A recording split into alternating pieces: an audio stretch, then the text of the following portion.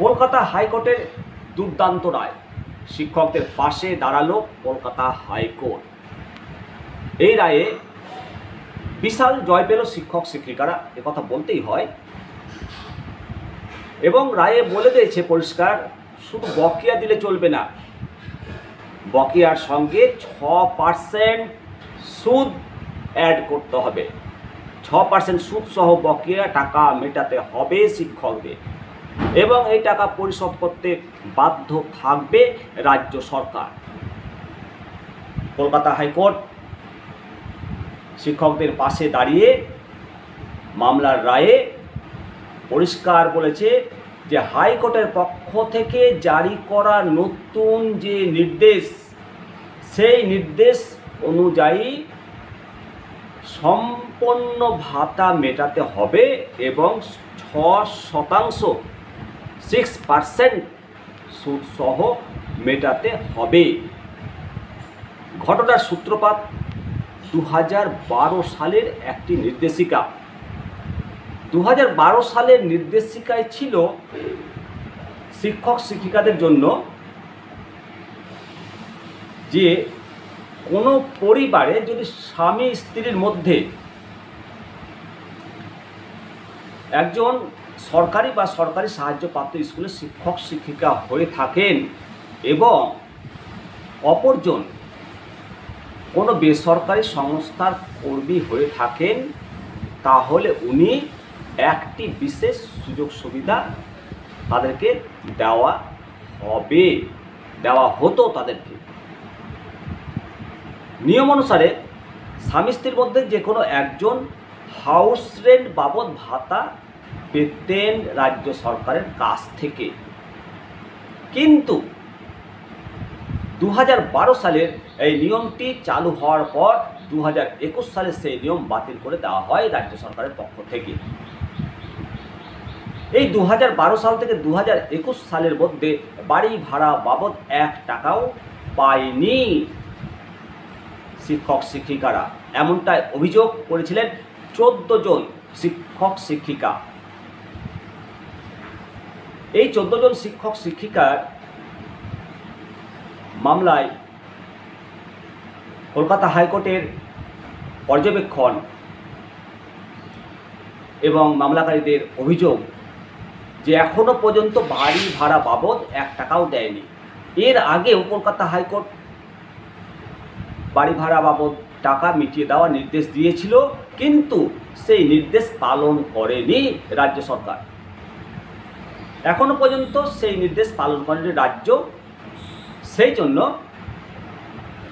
এবার কলকাতা হাইকোর্ট একেবারে কড়া পদক্ষেপ, আর অর্থ দপ্তরের সচিব, শিক্ষা দপ্তরের সচিব সহ শীর্ষ কর্তাদের বিরুদ্ধে আদালত অবমাননার আইন জারি করা হয়। কিন্তু আদালত অবমাননার মামলা জারি করার পরেও কোনো লাভ হয়নি। এবারে কড়া পদক্ষেপ নিয়েছে আদালত, আর কড়া পদক্ষেপ নিয়ে আদালত জানিয়ে দিয়েছে পরিষ্কার যে যত তাড়াতাড়ি সম্ভব বকেয়া ভাতা পরিশোধ করতে বাধ্য থাকবে, একেবারে বাধ্য থাকবে রাজ্য সরকার। আর শুধু ভাতা পরিশোধ করলেই হবে না, সুদ সহ 6% সুদ সহ ভাতাটি পরিশোধ করতে হবে। সম্প্রতি একাধিকবার অভিযোগ উঠেছে, শিক্ষক শিক্ষিকারা শিক্ষা দপ্তর এবং রাজ্য সরকারের বিরুদ্ধে অভিযোগ তুলেছে, মামলায় রায় পেয়েছে, তা সত্ত্বেও পরিশোধ করেনি। নতুনভাবে করা মামলায় শিক্ষক শিক্ষিকারা দাবি করেছেন যে ভাতা সাথে 6% সুদ যুক্ত করতে হবে এবং তা শিক্ষকদের হাতে তুলে দেওয়ার জন্য অনুরোধ করেছে আদালতকে। কলকাতা হাইকোর্ট এবার শিক্ষকদের পাশে দাঁড়িয়ে রায় দিয়েছেন, আর সেই রায়ে শিক্ষকদের সপক্ষে নির্দেশিকায় পরিষ্কার বলে দিয়েছে, যেটা সংবাদ মাধ্যমে প্রচারিত হয়েছে, যে 6% সুদ যুক্ত করে ভাতা পেমেন্ট করতে হবে এবং পেমেন্ট করতে রাজ্য সরকার বাধ্য। কলকাতা হাইকোর্টের মাননীয় বিচারপতি বিশ্বজিৎ বসু এই মামলার রায় জানিয়েছেন। মামলার রায় দিতে গিয়ে তিনি বলেছেন যে আদালত প্রায় 2.5 বছর আগে সরকারি বিজ্ঞপ্তি বাতিল করেছে। বাতিল করে দেওয়ার পরেও কেন টাকা শোধ করেনি তা বোঝা যাচ্ছে না। আদালতের রায় অবমাননা করার কারণ কি, এ প্রশ্ন উঠেছে। হাইকোর্টের পক্ষ থেকে নির্দেশ দিয়ে জানিয়ে দেওয়া হয়েছে যে 4 সপ্তাহের মধ্যে সমস্ত টাকা পরিশোধ করতে হবে রাজ্য সরকারকে। বাড়ি ভাড়া বাবদ নির্ধারিত ভাতা পরিশোধ করার পাশাপাশি অতিরিক্ত 6% সুদ দিতে হবে। এবার যদি পেমেন্ট না করে, যদি অন্যরকম হয়, তাহলে আরও কড়া পদক্ষেপ নেবে রাজ্য সরকার।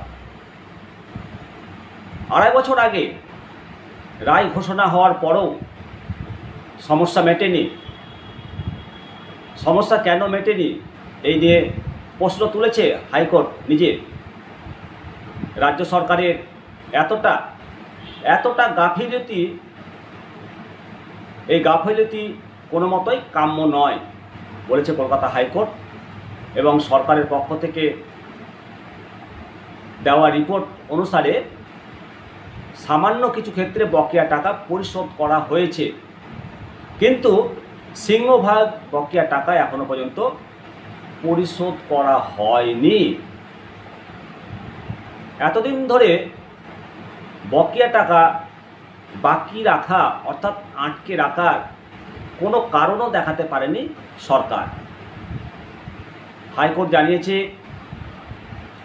সমস্ত নিয়ম মেনে বকেয়া টাকা 4 সপ্তাহের মধ্যে যদি শেষ না করা হয় তাহলে জেলা স্কুল পরিদর্শকের বিরুদ্ধে কড়া পদক্ষেপ নিতে বাধ্য হবে কলকাতা হাইকোর্ট।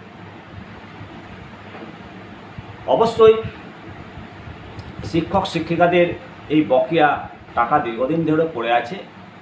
বহু শিক্ষক শিক্ষিকার বকেয়া টাকা আছে, কিন্তু কোনো একটা সমস্যার কারণে হয়তো এই টাকা পেমেন্ট করছে না সরকার, এবং বারে বারে হাইকোর্টে ছুটে যেতে হচ্ছে। ডিএলএডের বকেয়া টাকা, ফার্স্ট জয়েনিংয়ের পর বকেয়া টাকা, অনেক কিছু বকেয়া টাকা শিক্ষকদের আছে।